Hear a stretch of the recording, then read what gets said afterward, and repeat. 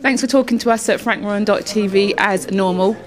Listen, just 3.5 weeks now to April that 19th, and obviously the fight with Bernard Hopkins. Light heavyweight, let's talk about that for a minute. How has your training been going for the heavier weight? Training is exactly the same as always. The difference is I'm not really dieting as hard as I would normally do, making 12 stone. So my weight at the moment is just under 13.5 stone. As normally I would probably be about 13 stone this time before a fight. So that's all it is. Training is exactly the same. Feel great, feel good, feel strong. So the first time fighting at light heavyweight, first time being away from home for so long, 2 weeks camp over there in Vegas, first time fighting in Vegas, because I know that's obviously a big deal for you. There's a lot of firsts here, Joe. How risky is this? Well, obviously I'm outside my comfort zone. Going to America, you always have the different referees, judges, so they're going to be all Americans, so I have to make sure I don't just win the fight but win it convincingly. But you know, that's a test I wanted to give myself. Plus I'm looking forward to the experience, to be honest. I'm looking forward to going to Vegas. I'm looking forward to getting some warm and some sun on my back, to be honest. You know, you can't get out this stinking cold weather.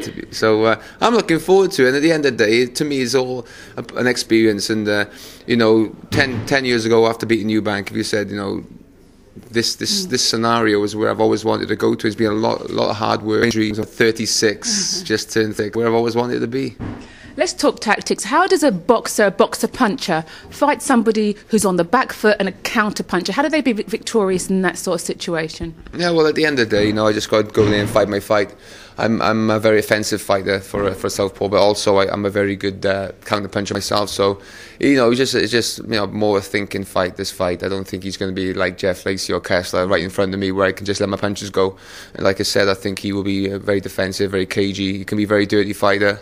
So I have to sort of not fall into a trap, so to speak, of, you know, I won't make it easy for him. So I'm not just going to obviously go charge him from the first round. I've got 12 rounds. It's a long time in the fight, especially for 43-year-old legs. So I aim to make sure that I box sensibly, you know, box with intelligence, with speed, and win the fight. And I believe in the second half of the fight, my overall ability, my youth, and my stamina will come into play more.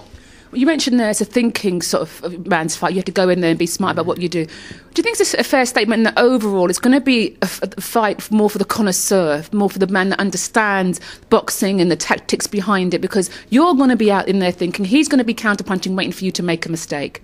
I'm not sure. Yeah. It's difficult to say, until you get in the ring. I always come to fight. You know, I always want to control the center of the ring and fight. You know, and trade. I'm hoping he's going to stand in the middle of the ring. If not, I'm going to chase him down. But believe me, I'm not going to be standing off him too long.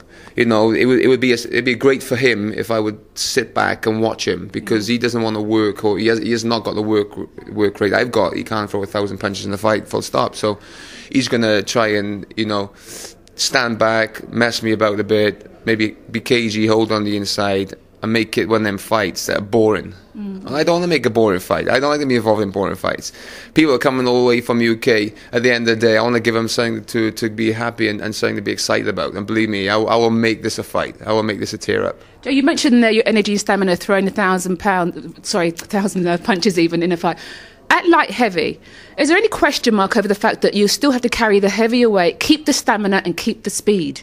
We'll have to wait and see. We'll have to wait and see. At the end, it is my first fight at light heavyweight, so, you know, I don't think personally it's going to affect me, you know, because as you will see, my speed is the same. At the end of the day, I just believe I'll be carrying extra punch of power and extra strength, you know, into the ring. You know, me making 12.7 is still a struggle. It's not like I'm walking in there overweight. So I don't think it's going to be a problem. We'll have to wait and see. It's my first fight at light heavyweight. I've campaigned to super middleweight all my life, but at the end of the day, I was after a new challenge, and this is a new challenge. Fighting in America, fighting at a new weight, and I'm looking forward to it. Just finally, I have to ask you on the camp in general, difficult last 2 weeks with Enzo Maccarinelli losing his title at the cruiserweight and also Gavin Rees.